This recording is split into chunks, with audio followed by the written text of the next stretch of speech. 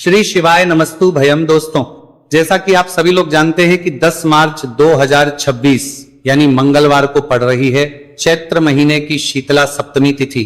और दोस्तों, यह वह तिथि है जो चैत्र महीने में पड़ने वाली सबसे बड़ी तिथि है, क्योंकि यह मंगलवार के दिन पड़ रही है। और हमारे हिंदू धर्म में इसका बहुत ही बड़ा और विशेष महत्व होता है।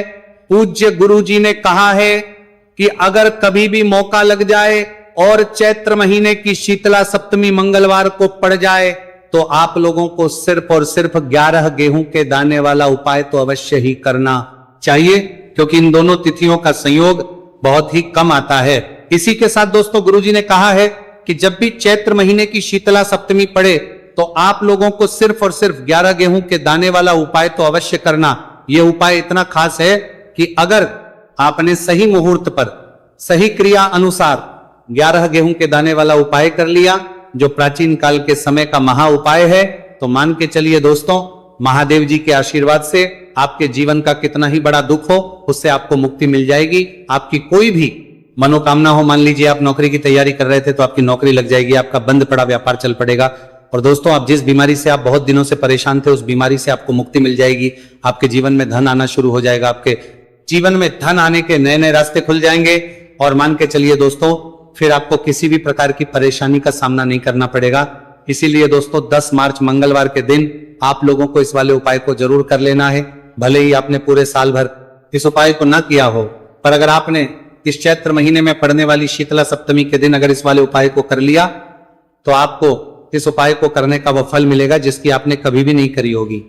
इसीलिए आप लोग इस गेहूं वाले उपाय को एक बार जरूर कर लेना, ताकि आप लोगों के हाथ से यह मौका ना जा सके और आपको इस उपाय को करने का फल मिल सके। दोस्तों, यह उपाय पंडित जी ने अपनी अभी की ही शिव महापुराण की कथा में बताया है, जो इस उपाय को आज हम आपको बहुत अच्छे से समझाने वाले हैं। इस वीडियो को देखने के बाद इस उपाय को समझने के लिए आपको कोई और वीडियो को देखने की जरूरत नहीं पड़ेगी। तो दोस्तों, इस उपाय को आपको कैसे करना है, कब करना है, कहां पर करना, और उपाय को करते समय आपको किन किन गलतियों को नहीं करना है और आपको किन किन बातों का ध्यान रखना है, ये सारी जानकारी हम आपको इस वीडियो में देंगे।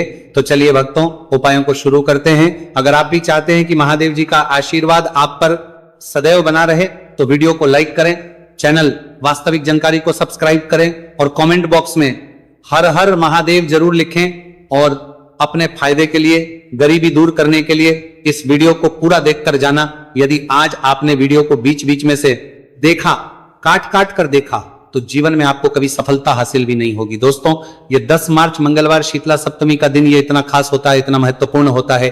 देखा गया है कभी कभी बड़े बड़े पूजा पाठ अनुष्ठान से जो मनोकामना पूर्ण होगी नहीं होते, वो 10 मार्च मंगलवार के दिन एक छोटे से उपाय करने से ही आपकी मनोकामना पूर्ण हो जाती है। अब हम समझते हैं इस वाले उपाय को हमें करना किस समय है। इस 11 गेहूं के दाने वाले उपाय को हमें चैत्र महीने के मंगलवार के दिन करना किस समय है। तो देखिए, इस उपाय को करने का जो समय है वह सुबह का समय है और शाम का समय है। अब देखिए, यहां पर हम मुख्य रूप से सुबह का समय नहीं बोलेंगे, क्योंकि 10 मार्च मंगलवार शीतला सप्तमी का दिन है और इस दिन प्रदोष काल के समय का बहुत महत्व होता है। बाकी अगर सुबह के समय भी करेंगे तो भी अच्छा होगा, उसमें कोई भी दिक्कत वाली बात नहीं है। तो चलिए जानते हैं इस विशेष उपाय के बारे में। लेकिन उससे पहले एक प्रार्थना, अगर आप इस चैनल पर नए हैं तो आप इस वीडियो को लाइक करें, चैनल को सब्सक्राइब करें और कमेंट बॉक्स में आप अपनी राशि, अपना नाम जरूर डाल दें, क्योंकि हम राशि से भाग्य भी बताते हैं और भाग्य में चल रही परेशानियों को दूर करने के लिए वो आसान से आसान उपाय भी बताते हैं।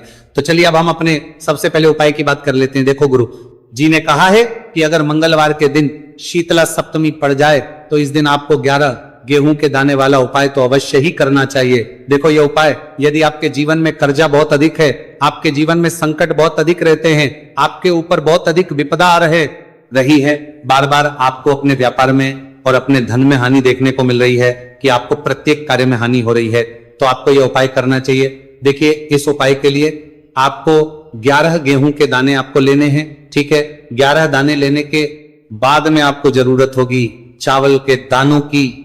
11 चावल के दाने और 11 गेहूं के दाने, और चावल के दाने खंडित नहीं होने चाहिए। अब आप कहोगे पंडित जी गेहूं कहां से लेने हैं? देखो, आपको किसी भी किराना स्टोर पर गेहूं के दाने आपको आसानी से मिल जाएंगे, जाकर ले लेना, ठीक है ना। 11 गेहूं 11 चावल के दाने लेने हैं। साथ ही साथ आपको एक तांबे का लोटा है और उस तांबे के लोटे में आपको जल भरना है। जल आपका खुद के घर का होना चाहिए, मंदिर का नहीं होगा।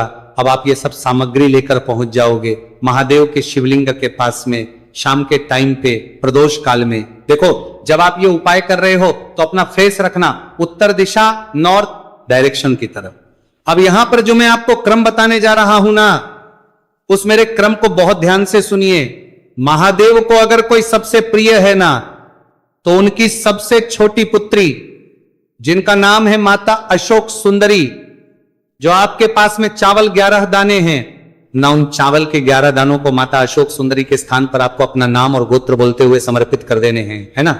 और चावल के दानों को रखने के बाद में जो आपके पास में तांबे का लोटा है ना, उस तांबे के लोटे को कहीं पे भी हम जल नहीं चढ़ेंगे। सिर्फ और सिर्फ माता पार्वती का जो हस्तकमल आपको दिख रहा है, यहीं पे गोल गोल आपको समर्पित करना है। उसी जल को और कहीं नहीं, ना तो माता अशोक सुंदरी के स्थान पर, ना तो शिवलिंग के ऊपर, सिर्फ आपको यहाँ पे गोल गोल जलाधारी पर आपको उस जल को समर्पित करना है। अब आपके पास में बचे हुए हैं 11 गेहूं के दाने, और बचे हैं उन्हीं 11 गेहूं के दाने को आपको अपनी मनोकामना, अपने विशेष कहते हुए महादेव के शिवलिंग के ऊपर अगर आप शीतला सप्तमी के दिन प्रदोष काल में समर्पित कर देते हैं, तो आपकी जो भी मनोकामनाएं होंगी, जो भी विश होंगी, महादेव पूरी जरूर करते हैं। अन्न को समर्पण करने से, उस खासकर गेहूं को समर्पण करने से हमारी इच्छाएं पूरी होती हैं। और अगर वह दिन मंगलवार शीतला सप्तमी का दिन हो, तब तो इससे सुंदर संयोग कुछ भी नहीं हो सकता। आपकी इच्छाओं को पूरा करने के लिए स्पेशल बहुत प्यारा सा उपाय आप सभी को जरूर करना है। ध्यान में रखिएगा, यह उपाय प्रदोष काल में करना है। देखो, गुरुजी ने कहा है भगवान शिव के शिवलिंग पर 33 कोटि देवी देवताओं का वास होता है। अगर हम शिवलिंग के सामने कुछ भी उपाय करते हैं तो हमारे सभी देवी देवता हमसे खुश हो जाते हैं। ये उपाय आपको अवश्य करना है। देखो, सुबह के टाइम नहीं कर सकते, ठीक है। अब बात करते हैं अगले उपाय की। देखो, इस उपाय के लिए आपको लेना है एक गोलबाती का दीपक। आप चाहे तो मिट्टी का ले सकते हैं, या फिर घर से शुद्ध आटा मढ़कर उसका दीपक आप तैयार कर सकते हैं। इसके बाद आपको लेना है शुद्ध गाय का घी। अगर वो नहीं है तो कोई भी देसी घी इस्तेमाल कर सकते हैं, जिससे आपको दीपक प्रज्वलित करना है। देखो, अब ये सब सामग्री लेकर आपको जाना है प्रदोष काल में आपके घर पर तुलसी जी के घेरे के पास में। देखो, ये उपाय तो आपको अवश्य करना है। देखो, वहां पहुंचकर सबसे पहले वो दीपक आपको प्रज्वलित कर देना है और 11 बार जाप करना है। उसके बाद आपको अपने सीधे हाथ में थोड़ी हल्दी लेकर उस दीपक में अपना नाम और गोत्र बोलते हुए डाल देना है। उसके बाद माता लक्ष्मी से आपको प्रार्थना करना है कि हे महालक्ष्मी, हमारी सभी दुख तकलीफों को दूर करो। हे महादेव, हमारे सब दुख कष्टों को खत्म करो। इस भावना से आपको ये उपाय करना है। चलिए अब बात कर लेते हैं दूसरे उपाय की। दोस्तों, आप सभी जानते हैं कि मंगलवार शीतला सप्तमी का दिन समर्पित होता है भगवान महादेव को, या कि माता पार्वती को शीतला सप्तमी का दिन समर्पित होता है। और जब भी हम शिवलिंग के ऊपर कोई भी उपाय करते हैं तो इससे हमें एक साथ भगवान महादेव की और माता पार्वती की कृपा प्राप्त हो जाती है। देखिए दोस्तों, गुरुदेव ने बताया है कि मंगलवार के दिन किया जाने वाला यह सबसे खास और सर्वश्रेष्ठ उपाय है। 7 चने की दाल लेनी है। देखिए, आप 7 चने की दाल भी ले सकते हैं, या फिर 11 भी ले सकते हैं, 21 या फिर 108 चने की दाल ले सकते हैं। यदि आप 21 चने की दाल लेते हैं तो यह आपके उपाय के लिए अत्यधिक सर्वोत्तम होता है। तो इस प्रकार से आप कम से कम 7 चने की दाल ले सकते हैं, और अधिक से अधिक आप 108 चने की दाल ले सकते हैं। अब देखिए, इसी के साथ में आपको मात्र 1 लोटा शुद्ध जल लेना होगा तांबे के पात्र के अंदर अपने ही घर से, और साथ ही में आपको मात्र 1 से 2 गू के टुकड़े भी लेने हैं। देखिए, मंगलवार शीतला सप्तमी तिथि का दिन भगवान महादेव को होता है। आपको ये जो सारी सामग्रियां हैं, इन्हें लेकर के पहुंच जाना है भगवान शिव के मंदिर में। इस उपाय को आप सुबह से लेकर के शाम तक किसी भी समय में कर सकते हैं। लेकिन यदि आप शाम के समय इस उपाय को करते हैं तो यह उपाय आपके लिए और अधिक सर्वोत्तम होता है। तो यदि आपको प्रदोष काल के समय में मिल जाता है तो फिर आप प्रदोष काल में भी कर सकते हैं, या फिर आप पूरे ही दिन में किसी भी समय इस उपाय को कर सकते हैं। शिव मंदिर पहुंचने के बाद सबसे पहले तो आपको दक्षिण दिशा में बैठ जाना है। उत्तर दिशा की तरफ आपको अपना मुख कर लेना है। लेकिन यदि शिवालय में भीड़ है, शिव मंदिर में भीड़ है, तो फिर आप किसी भी दिशा में बैठकर इस उपाय को कर सकते हैं। तो देखिए, सबसे पहले आपके पास जो गुड़ के टुकड़े हैं, जो आप गुड़ के टुकड़े लेकर के आए थे, उन्हें आपको शिवलिंग के सामने ही जो आपके पास एक लोटा जल है उस पात्र में आपको ये गुड़ के टुकड़े डाल देना है। इसी के साथ में आप जो चने की दाल लेकर के थे, चाहे आप 7 चने की दाल लेकर के आए हैं 11-21, जितने भी आप चने की दाल लेकर के आए हैं, इस चने की दाल के ऊपर आपको जो आपके पास गुड़ वाला जल आपने तैयार किया है, इसमें से थोड़ा सा जल आपको इस चने की दाल पर डाल लेना है। अब देखिए आपके पास जो गुड़ वाला जल है, इसमें से सबसे पहले थोड़ा सा जल आपको श्री गणेश जी वाले स्थान पर समर्पित कर देना है।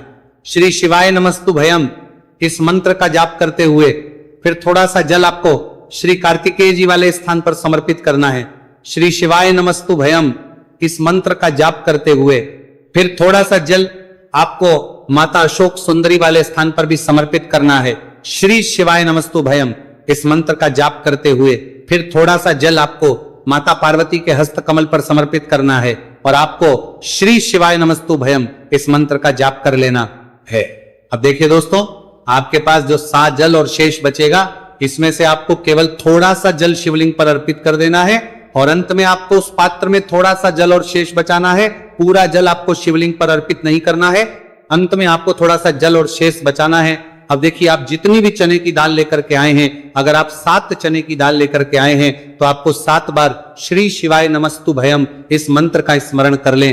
यदि 11 चने की दाल लेकर के आए हैं तो फिर आपको 11 बार इस मंत्र का जाप करना है। जितनी भी चने की दाल लेकर के आए हैं उतनी बार आपको श्री शिवाय नमस्तु भयम इस मंत्र का जाप करना है और फिर आपको ये जो चने की दाल है इसे शिवलिंग के ऊपर ही समर्पित कर देनी। लेकिन आपको ये चने की दाल बृहस्पतेश्वर महादेव का स्मरण करते हुए ही शिवलिंग पर अर्पित कर देनी और आपको अपनी मनोकामना को भी बोल देनी है। आप जो भी मनोकामना है, चाहे वो धन प्राप्ति को लेकर हो, नौकरी से संबंधित हो, विवाह से संबंधित हो, या फिर आपके मकान जमीन जायदाद से संबंधित हो, चाहे ग्रह क्लेश से संबंधित हो, या फिर किसी भी प्रकार की जो मनोकामना है उसे आपको बृहस्पतेश्वर महादेव से परिपूर्ण करने की प्रार्थना कर लेनी है। और इसके बाद आपके पास जो पात्र के अंदर थोड़ा सा से जल और बचा हुआ था, इसे भी आपको धीरे धीरे भगवान शिव की पर ही अर्पित कर देना होगा। श्री शिवाय नमस्तु भयम इस मंत्र का जाप करते हुए पूज्य गुरु जी कहते हैं कि चैत्र महीने का मंगलवार शीतला सप्तमी को जो भी व्यक्ति इस प्रकार से यह चमत्कारिक उपाय कर लेता है तो उसकी जो मनोकामना है वह भगवान लक्ष्मी नारायण की कृपा से तथा महादेव की कृपा से बहुत ही जल्द परिपूर्ण हो जाती है। बात करते हैं अगले उपाय की। देखो, इस उपाय के लिए आपको मात्र 2 लौंग लेनी होगी, या कि आपको लौंग का जोड़ा लेना है। 2 फूल वाली आपको लौंग लेनी है। लौंग का जोड़ा कहीं से भी खंडित नहीं होना चाहिए, इस बात का ध्यान रखें। इसी के साथ में आपको लेना होगा लाल चंदन का पाउडर। देखिए, यदि आपके पास लाल चंदन की लकड़ी है तो उसे घिसकर भी आप चंदन के रूप में प्रयोग कर सकते हैं। यदि पाउडर है तो उसका भी आप अपने उपाय के लिए प्रयोग कर सकते हैं। देखिए, चंदन जो है वो तेज का प्रतीक माना गया है और साथ ही साथ जीवन के अंधकार को दूर करने का प्रतीक माना गया है। अब इसी के साथ में आपको मात्र एक तांबे के पात्र के अंदर शुद्ध जल लेना होगा अपने घर से। अब दोस्तों, ये तीनों सामग्री लेकर के सीधे आपको पहुंच जाना होगा भगवान शिव के मंदिर में। देखिए, इसी के साथ में आपको एक गोलबाती का दीपक भी लेना होगा। दीपक आप मिट्टी का भी ले सकते हैं, शुद्ध आटा मढ़कर उसका भी तैयार कर सकते हैं, और दीपक में आप शुद्ध घी का प्रयोग करना है। लेकिन जैसे ही आप इन सभी सामग्रियों को मंदिर में लेकर के पहुंचेंगे, मंदिर में जैसे ही आप चौखट के वहां पर पहुंचेंगे तो मंदिर की चौखट के सीधे तरफ आप जो अपने साथ एक गोलबाती का दीपक लेकर के आए हैं उसे आपको सबसे पहले तो प्रज्वलित कर देना है। यानी कि जैसे ही आप मंदिर की चौखट के वहां पर प्रवेश करते हैं तो उसके सीधे तरफ आपको ये गोलबाती का दीपक प्रज्वलित कर देना है। अब देखिए, जैसे ये दीपक प्रज्वलित करेंगे तो आपकी जो भी मनोकामना है उससे आपको बोल देना है। आप इस दीपक को इस प्रकार से प्रज्वलित करने के बाद इन सभी सामग्रियों को शिवलिंग के पास में लेकर पहुंच जाना है। अब देखिए दोस्तों, आपके पास जो एक तांबे के पात्र के अंदर शुद्ध जल है उसमें से आपको केवल आधा लोटा जल ही भगवान शिव के शिवलिंग पर अर्पित करना है। आधा लोटा जल आपको उसी पत्र के अंदर बचा लेना है। अब दोस्तों, पास जो 2 लौंग है यानी कि लौंग का जोड़ा है, उससे आपको अपना नाम और अपने गोत्र को बोलते हुए आपकी जो भी समस्या चल रही है, आपके जीवन में जो भी परेशानी उत्पन्न हो रही है, उन्हें आपको बोल देना है।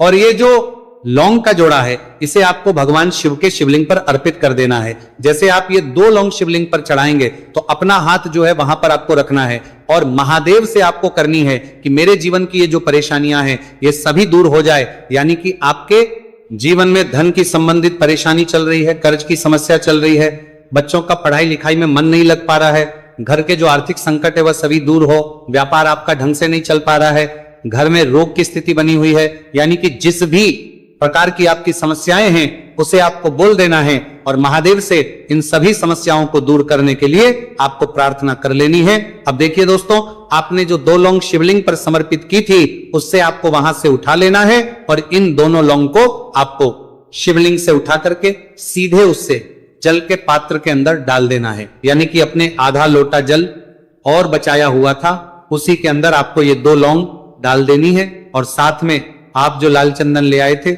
उस लाल चंदन को भी आपको उसी पात्र के अंदर डाल देना है। यानी कि आधा लोटा जल और बचा हुआ है तो उसी आधे लोटे जल के अंदर आपको ये लाल चंदन भी डाल देना है। अब देखिए इस आधे लोटे जल में है जिसमें अपने 2 लौंग डाली है, लाल चंदन डाला है, उसे सीधे लेकर के आपको पहुंचना है बेलपत्र के वृक्ष के। वहां पर देखिए बेलपत्र का वृक्ष यदि आपके घर पर है तो वहां पर आपको आ जाना है, आपके घर के पास कहीं भी है तो वहां पर आपको पहुंच जाना